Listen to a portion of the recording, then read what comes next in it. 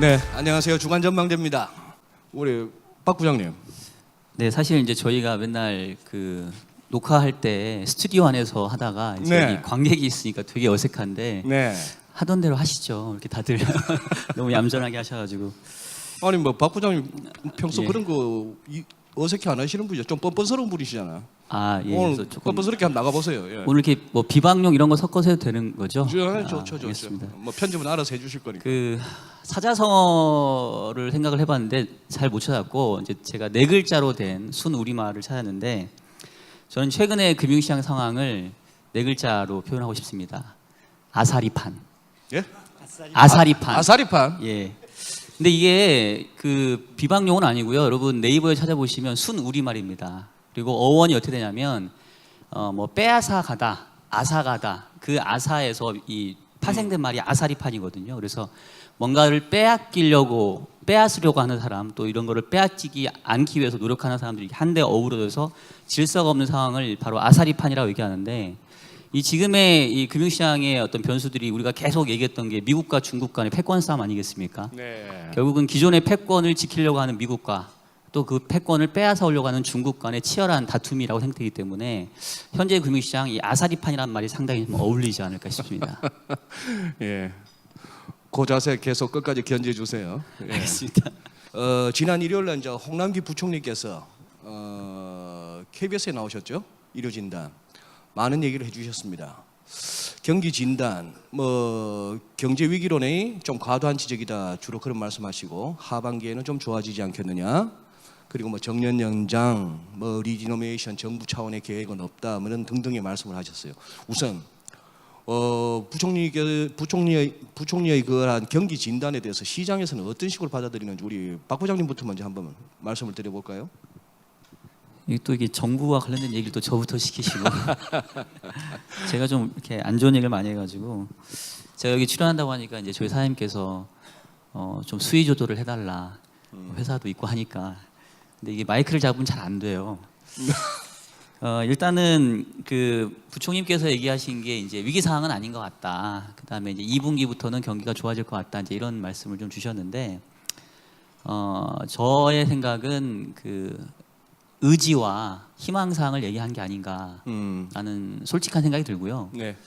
이제 위기 상황이라고 하는 거를 이제 어떻게 정의하냐에 따라 좀 다를 것 같아요. 근데 뭐 여러분도 아시겠지만 오늘 그 1분기 그 국민소득 잠정치가 이제 다시 수정치가 나왔는데 전기비로는 GDP 성장률 1분기가 이제 마이너스 0.4%, 전년 동기 1.7% 정도인데 1분기가 워낙 망가졌기 때문에 당연히 1분기보다는 2분기 이후에 좋아지겠죠. 근데 그걸 보고 2분기 후에 경기가 좋아진다라고 얘기하는 거는 이거는 참 약간 좀 그런 거 아닌가 싶고요.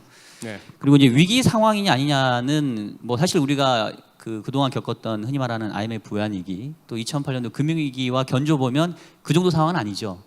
하지만 하반기에 그런 상황에 빠지지 않기 위해 우리가 상당히 지금 주의하고 노력해야 될 시기라고 보고 있어요. 네. 위기 상황이 아니다라고 단정하기 이전에 위기 상황에 빠지지 않기 위해서 상당히 정책적인 노력을 기울여야 될 때이다. 그래서 위기 상황에 버금가는 그런 인식을 가지고 있어야 되지 않나라는 생각이 듭니다. 알겠습니다. 미중 무역 전쟁 한 번은 짚고 넘어가야 되는 상황인데요. 박 부장님, 지금 이 재료 자체는 뉴스 자체는 그리고 미국과 중국이 강대강으로 부딪히는 현 상황은 제1감으로는 이거는 장이 부러져야 되거든요. 이 정도로 이럴 게 아니고 지금 미국 같은 경우나 뭐 할 것 없이 이거는 그동안 뭐 상반기 내내 달려왔던 장이 한 10% 빠지는 거야 늘 보는 우리 조정인데 지금 미중 무역 전쟁이 진짜 너 죽고 나 죽자로 갈 것 같으면 이거는 이 정도로 그치는 게 아니고 우리도 극단적인 저평가라는 얘기는 늘 나옵니다만 2000선 근처에서 이렇게 단단하고 이럴 수가 없는데 시장이 뭘 믿고 이렇게 안 빠지는 거예요? 지금 우리 소장님께서 대본대로 안 가고 계세요. 지금 갑자기 지금 질문을 바꿨는데 저희도 이제 대본 놓고 하겠습니다.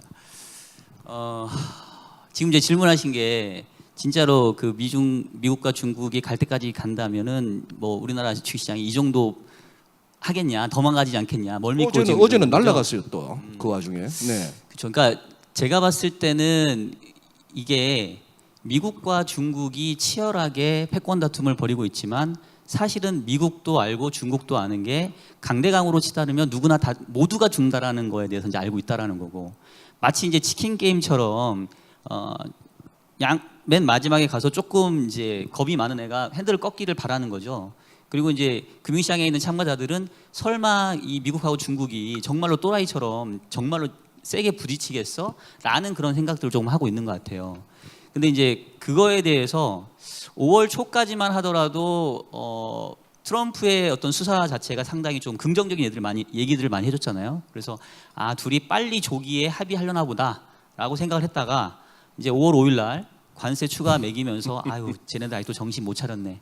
갈 때까지 가보려나 보다. 이제 이렇게 지금 다시 시장은 좀 불안해하고 있는 것 같고요. 결국은 둘이 양쪽 끝단에서 계속 가까이 오면서 부딪히려고 하긴 하지만 얘기하는 걸 들어보면 그럼에도 불구하고 대화의 가능성은 계속 열어두군요 지금. 그래서 결국은 금융시장에 있는 참가자들도 아직 불안불안하긴 하지만 그래도 완전히 정말 둘 다 또라이는 아닐 거야. 둘 중에 하나는 조금 정상적인 생각을 할 거야 라는 기대를 아직은 하고 있는 것 같아요. 그게요. 예, 그리고 우리 박 박사 척척 박사 모르는 게 없으니까 환율 관련해서 한 말씀 얹어주세요. 뭔가 생각이 뷰가 있으신 것 같은데.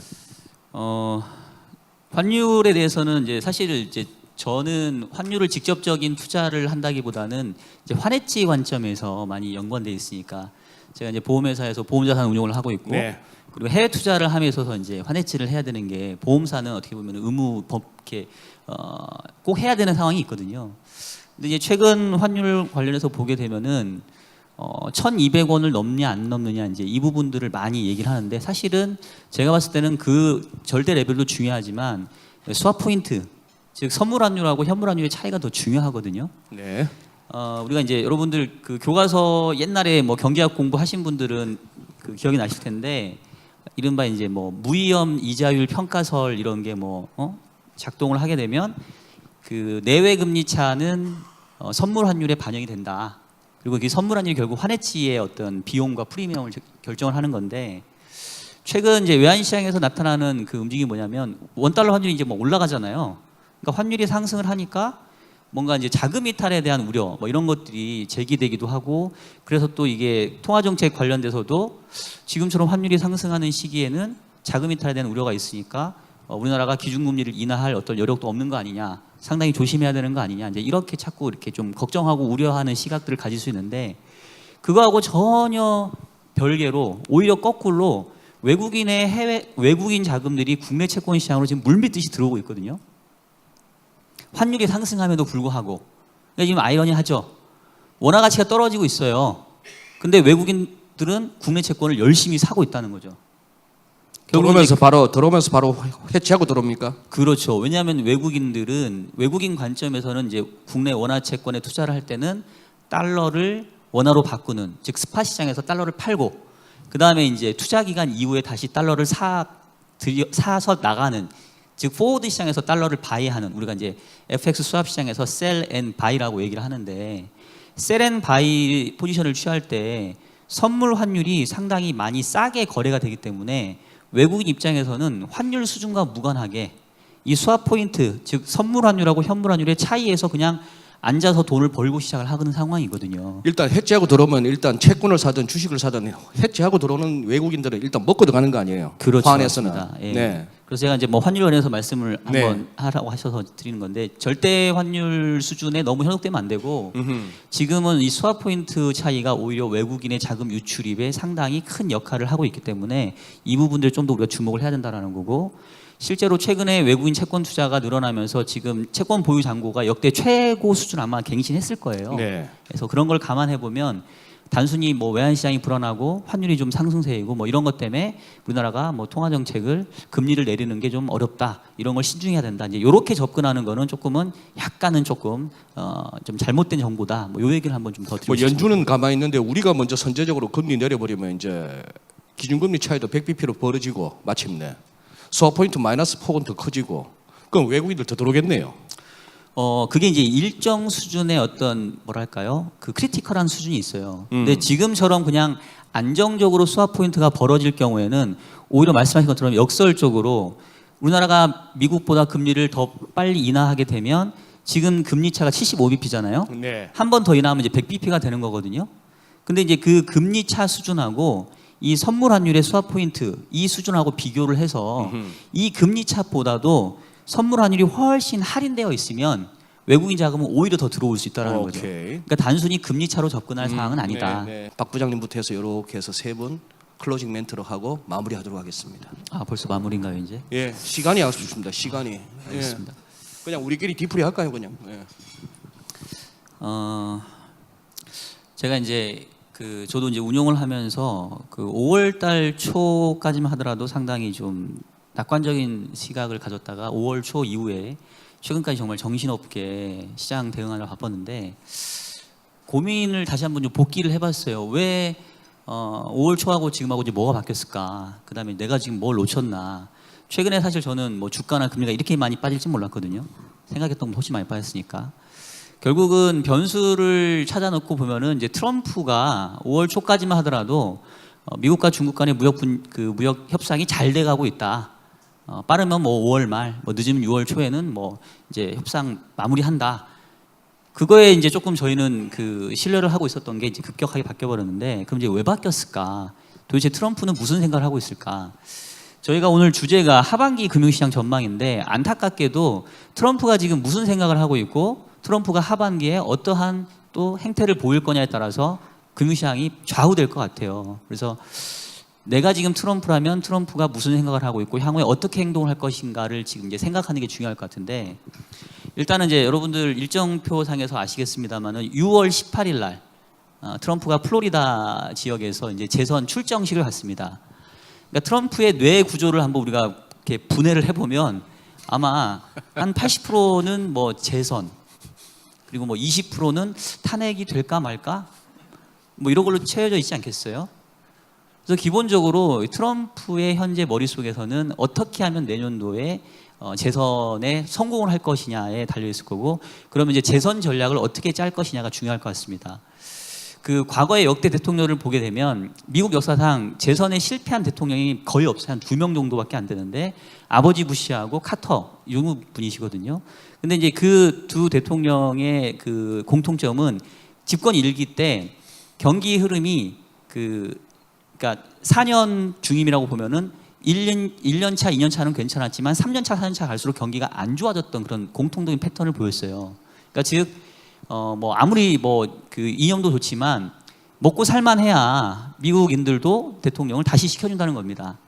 근데 지금 경제 상황을 보게 되면은 미국이 작년까지는 상당히 경기가 좋았단 말이에요. 근데 예상치를 보면 올해하고 내년도는 작년보다는 성장률이 떨어지는 쪽으로 다들 얘기가 되지 않습니까? 그러면 이제 트럼프 입장에서는 어떻게 하면 이제 올해하고 내년도 경기를 조금 좋게 해서 분위기를 살려가지고 다시 대통령을 한 번 더 해먹을 거냐 이제 이거에 쏠려 있을 것 같은데 안타깝게도 올해와 내년을 다 경기를 좋게 만들기는 좀 어려울 것 같아요. 그렇다고 한다면 역설적으로 올해를 버리자. 올해를 차라리 좀 망가뜨려 놓고 오히려 내년도에 대통령 실질적으로 뭔가 민주당 최종 후보와 레이싱을 벌릴 때 뭔가 히든 카드를 꺼내 들면서 봐라 내가 대통령으로서 이렇게 잘하고 있지 않냐 이제 이렇게 갈 가능성이 좀 커지지 않았나 싶고 그리고 이제 미국하고 중국하고의 무역 분쟁도 보게 됐을 때는 뭐 이제 일각에서는 이른바 뭐 6월 말에 있는 G20에서 중국하고 어느 정도 뭐 협의를 할 수 있다, 뭐 스몰 딜 할 수 있다 이런 얘기 하는데 과연 트럼프가 스몰 딜로 만족할 수 있을까? 트럼프가 만족 못하는 게 아니라 미국민들 내지는 트럼프의 경쟁자들이 만약에 미국이 대충 중국하고 합의를 하게 되면 그 자체가 상당히 어떤 공격의 빌미가 될 것 같아요.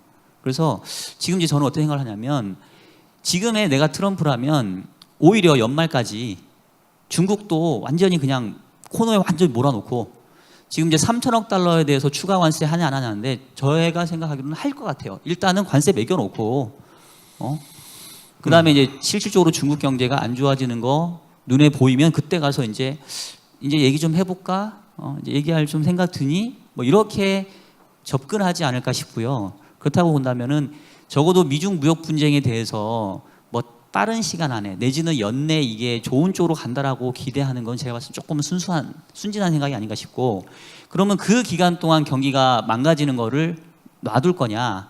그렇지는 않겠죠. 그러니까 결국은 연준을 상당히 압박하겠죠. 그래서 뭐 제 개인적인 생각입니다만은 연준을 통해서 금리 인하를 압박을 하고 그로 인해서 대충 이제 경기 수준이라든가 금융시장 부분들을 일정 부분 하나는 막아놓고 그거를 근거로 해서 중국을 더욱더 강하게 쪼고 그런 다음에 이제 내년도 가서 실질적으로 이 투표 재선의 기간들이 이제 딱 다가왔었을 때 그때 하나하나씩 해결해 가면서 거봐 내가 잘하고 있지 이렇게 가지 않을까 싶어요. 그러면 그런 상황이 본다면 하반기에 대해서는 그런 관점에서 한번 전략을 짜보는 게 좋지 않을까 이런 생각을 좀 드리고 싶습니다. 긴 시간 이렇게 경청해 주셔서 너무 감사합니다. 고맙습니다.